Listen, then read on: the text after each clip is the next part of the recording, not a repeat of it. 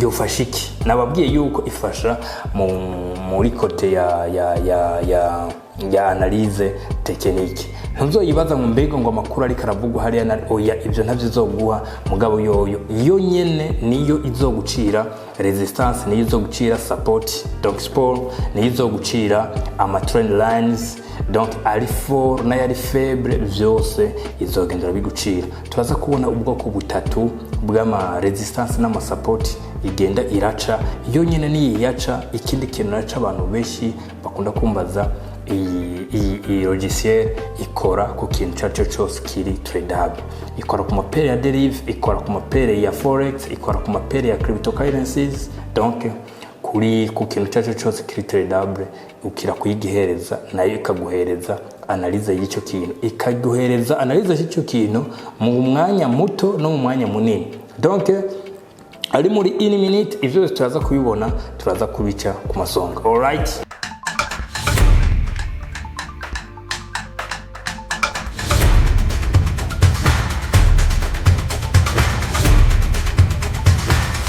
Bano wanyiba we talk business turabaramukije aho muherereye ni Shadow muri kumwe kuri uyu muhingamo sinzi yuko kiganiro gikorekeranye ari ku mugoroba cyangwa ari ku murango ariko aho uri hose turakubwiye ni mwaramutse. All right, get rich or die trying, never stop learning. All right, tugiye kuyaga ku kintu gikomakomeye abantu benshi basavye yuko no explica imwe mu logiciel afasha mu mwuga wa trading.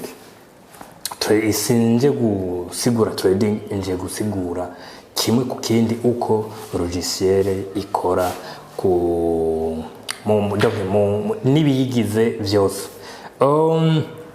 Ni logiciel ifashiki, ni logiciel igufasha muri analyse technique, kubaza trading analyse technique bantu bicarico ni imwe mu analyse agize umwuga wa trading.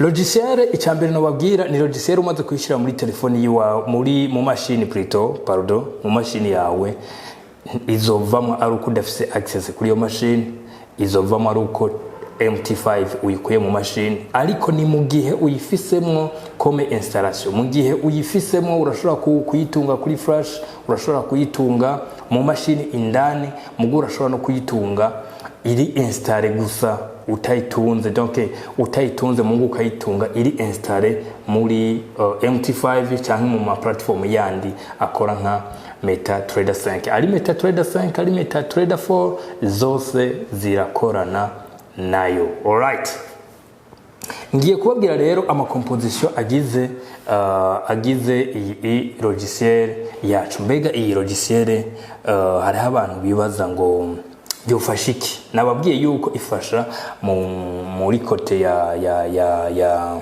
analyse technique ntuzoyibaza ngo mbego ngo amakuru ari karavugwa hari na oya ibyo ntavyo zoguha mugabo yo nyene niyo izogucira resistance niyo izogucira support donc sport niyo izogucira ama trend lines donc ari fort na yari faible vyose izogendera bigucira. Turaza kubona ubwoko butatu bw'ama resistance n'ama support igenda iraca yo nyene ni yaca ikindi kintu naca abantu benshi bakunda kumbaza iyi logiciel ikora ku kintu cyacu cyose kiri tradable ikora ku mapere ya derive ikora ku mapere ya forex ikora ku mapere ya cryptocurrencies donc ku kintu cyacu cyose kiri tradable ukira kuyigihereza nayo ikaguhereza analyze y'icyo kintu ikaguhereza analyze y'icyo kintu mu mwanya muto no mu mwanya munini donc ari muri in minute ivyo turaza kubibona turaza kubica ku masonga. All right, ikintu cyambere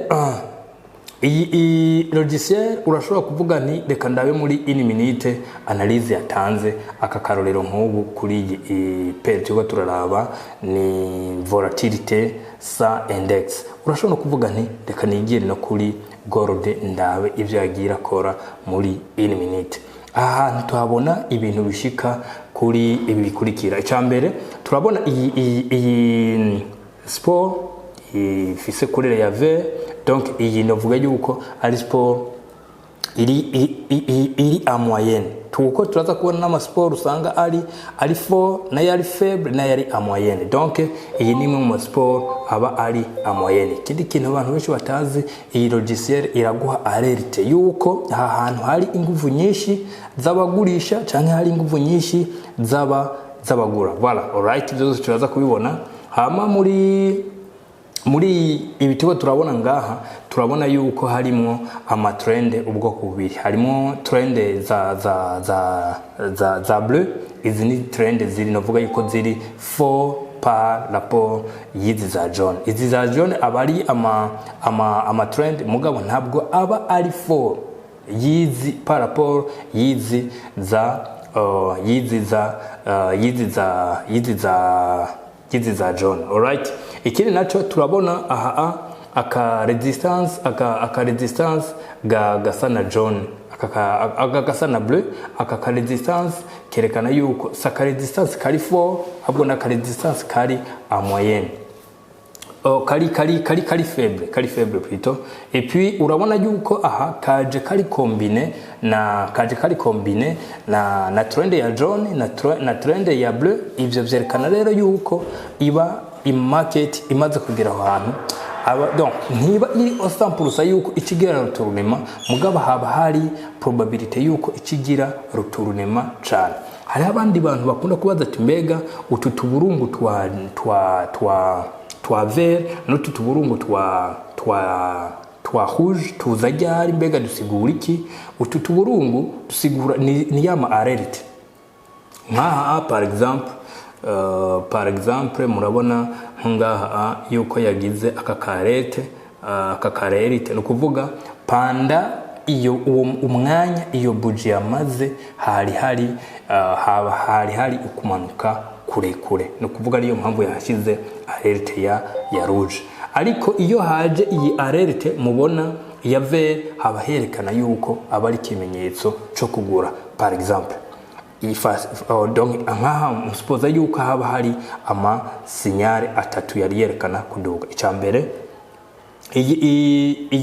iri kuri trend ya jaune, en plus trend ya bleu, en plus kuri resistance iri a moyenne. Ni kimenyetso icyakane yaje yerekana alerte yerekana kuduga. Hari abantu benshi bakunda kwibaza ati none take profit woshirahe, stop loss woshirahe. Nagenda babwira yuko iki ni gihe ciza yuko mu gihe ushoboye kugurira nga stop loss ucuyishira nga aha munsi yi sport ihama take profit ukayishira kuri aka trend ka jaune ko hagati, hanyuma iyindi ya gatatu ukayishira kuri aka trend ka bleu ko hagati, hanyuma iyindi take profit ya gatatu ukaza kuyishira kuri iyi ahari aka resistance ka rouge. Alright, ushatse kuvuga nti ndashobora gushiramo na tepe yindi uza kuyishira kuri trend ya jaune yo hejuru, hanyuma iya nyuma uza kuyishira kuri trend ya bleu yo hejuru. Alright, ibi rero ushobora kubibona mu myanya yari yo yose aho twari muri 1 minute, ariko ashobora no kuvuga nti reka nkore scalping yo muri 15 minutes. Ibyo byose uraza kubibona. Ikindi kintu naco muri trading kirazira gutrade aruko uravye umunota umwe, donc timing frame y'ubwoko bumwe. Ni vyiza yuko uparukura ama timing frame atandukanye, kuvuga nti 15 minutes reka ndayirabira hamwe na 4 heures canke ainsi de suite bivana na strategy yiwabo. Alright, ndabibutse yuko ku bantu baba bashaka internet imeze neza, cyangwa ukavuga nti ndashaka gutiramira ahantu hari internet imeze neza, ndashaka ahantu nshobora kuyagishiriza ahantu hari internet imeze neza, turiko turiga ibi cyangwa niga online cyangwa ndiko ndakora Zoom meeting runaka, urashobora kugenda mu gahahe kuri Guantanamo. Hari internet imeze neza, hari akayaga kameze neza, haracecetse cyane, ntuzovuga ngo nakangwa ari karanyogorera, hameze neza cyane. Abantu baba bashaka internet imeze neza, vous êtes bienvenue. Alright, on va continuer. Nariko ndababwira kuvyerekeranye iyi logiciel. Ikindi naco ndababwire ku bantu baba bayikeneye, bashobora kuvuga nti jewe ndayikeneye mu mashini yanje. ndayikeneye mu mashini yanje ndashaka kuyitunga imfashe muri analyse technique. Hari amafaranga makeya cyane gose ushobora kuriha hanyuma yo kugira installation yayo hanyuma akayigushirira mu mashini wawe.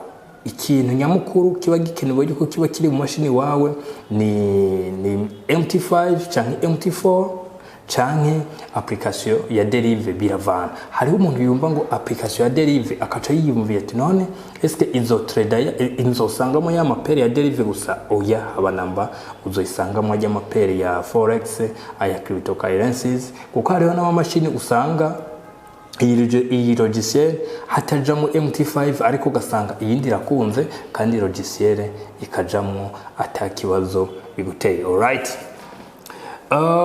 mu yandi makomposition y'iyi logiciel nababwiye yuko harimo ama resistance atandukanye. Nababwiye akarorero ki resistance navuga yuko iri a moyenne, akanakona ka resistance kaba kari faible, iyi spot plutôt support iri faible. Iyi nayo ishaka gusa na vere mugabo vere imeze nk'ikayangana ukuntu abari ahantu iyi pere buri kurarabira ko iba yarakoreye ko ama correction menshi, no kuvuga iba yagira ha testingira akarenga kabiri. Niyo mpamvu iza kuba faible cyangwa ikaba fort cyangwa ikaba a moyenne bivanye n'incuro yakoreye ko ama testing iyi pere uburi ko urarabira. Alright, hariho n'abandi bantu bambajije ikibazo ati none iyi logiciel iyo uri kurayikoresha itanga alerte ryari?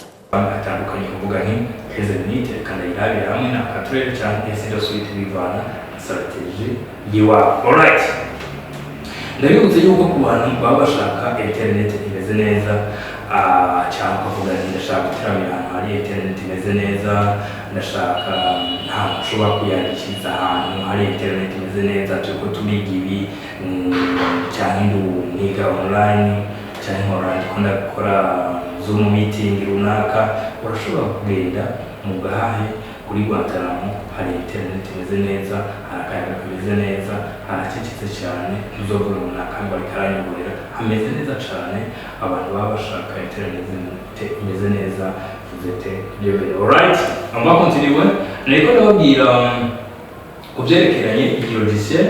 Iki naco ndababwiye ku bantu baba bayikeneye bashobora kuvuga ni jewe ndayikeneye mu mashini yanje, ndayikeneye mu mashini yanje ndashaka kuyitunga imfashe muri analyse technique. Hari amafaranga makeya cyane gose ushobora kuriha hanyuma yo kugira installation yayo hanyuma akayigushirira mu mashini wawe. Ikintu nyamukuru kiba gikenewe yuko kiba kiri mu mashini wawe ni MT5 cyangwa MT4 cyangwa application ya Derive biravana. Hari umuntu yumva ngo application ya Derive akaca yiyumviye ati none eske izo trader inzosangamo ya mapere ya Derive gusa? Oya, abanamba uzoisangamo ya mapere ya forex, aya cryptocurrencies, kuko hariho n'amamashini usanga iyi logiciel hatajamo MT5 ariko gasanga iyindi irakunze kandi logiciel ikajamo atakibazo biguteye. Right, mu yandi makomposition y'iyi logiciel nababwiye yuko harimo ama resistance atandukanye. Nababwiye akarorero ki resistance navuga yuko iri a moyenne, akanakona ka resistance kaba kari faible. Iyi spot plutôt support iri faible. Iyi nayo ishaka gusa na vere mugabo vere imeze nk'ikayangana ukuntu abari ahantu iyi pere uri kurarabira iba yarakoreye ko ama correction menshi, no kuvuga iba yagira testingira akarenga kabiri. Niyo mpamvu iza kuba faible cyangwa ikaba fort cyangwa ikaba a moyenne bivanye n'incuro yakoreye ko ama testing iyi pere uri ko kurarabira. Alright, hari n'abandi bantu bambajije ikibazo ati none iyi logiciel iyo uri kurayikoresha itanga alerte ryari? Ikintu cyandikishijwe alerte iyo uri muri timing. Par exemple ngaha turi muri timing ya Catrel. Okay, no kuvuga igihe yagenda kubwira iyi alerte ya vere no kuvuga yuko yari hejeje gukonsuliza iyi buji ya birish ya rouge hamwe hanyuma igihe yaheza iyi buji iyi yerekana kudunga niho yaciye ishyiramo arete. Hari n'ahandi hantu uzosanga aka kantu k'akanyenyeri. Ni ukuvuga iki, mu minota ya mbere iyi candlestick igitangura hari habanje haraza iyi boule yerekana arete, ariko abasellers doka abavandimwe barabanza baragira down, baramanura market, donc bica bituma ijya arete ibanza kudisparisa, hanyuma donc ijya buji yagiye guhera hamaze kuba donc ijya boule atayirihari. No kuvuga aka kanyenyeri kaba kerekana yuko higeze kuba arete yerekana kuduga kwa market a partir y'iyi buji.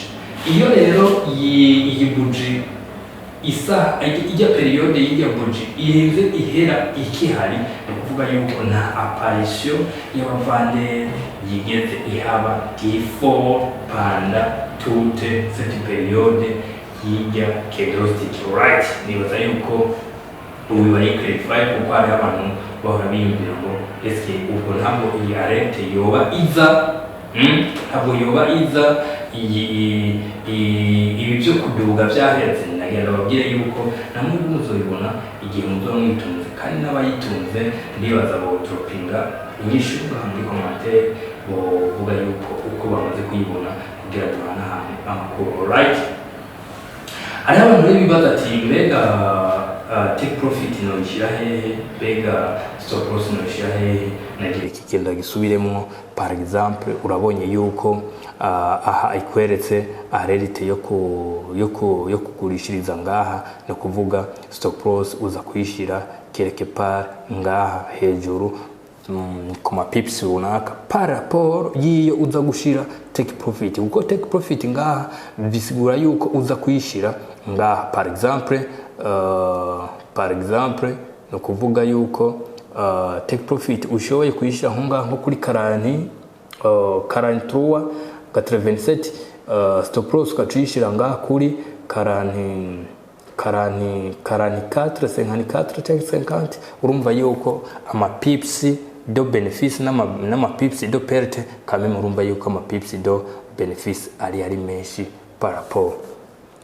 Ushobora no kuvuga nti reka manure ama take profit nkashira ngaha. Iyi nababwiye yuko iyaza kuba ari take profit ya mbere, iyaza kuba ari take profit ya kabiri, iyaza kuba ari take profit ya gatatu, ino ya nyuma iri kuri 42.90 iza kuba ari take profit ya nyuma. Alright, nibaza yuko ngerageje gukusanya ibibazo abatari bake bagerageje kumbaza kubyerekeranye n'iyi logiciel. Ikindi icyo nababwiye abantu, ivyo nizo bibazo abantu batari bake bari bakunze kumbaza, mbega ikorera ku mapere yose, mbega ikoresha derive gusa. No, kuko ntiyanakorewe derive. Ikindi naco nuko mwomenya amarogisiere nkenaya uyu munsi navuga yuko atari make. kubera iki?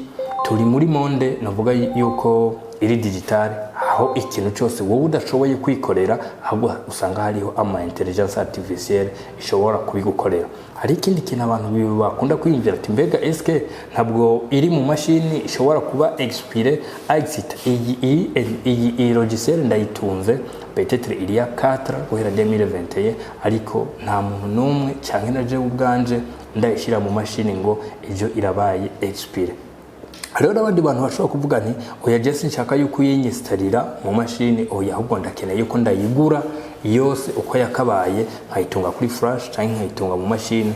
Ivyo byose nagira ndakubwira yuko birashoboka cyane gose, byose biva kuri shwa yawe, hanyuma ukaza tukayaga tukaraba icyo duhuriza ko, hanyuma nkakwereka n'ama installation yayo yose ingena agenda.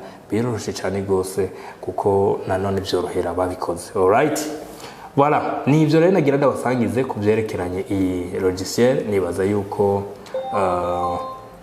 bizompimbara cyane uzoshobora kuvuga nti irikira mu musaruro uko abatari bake bamaze kubibona bakanabikora.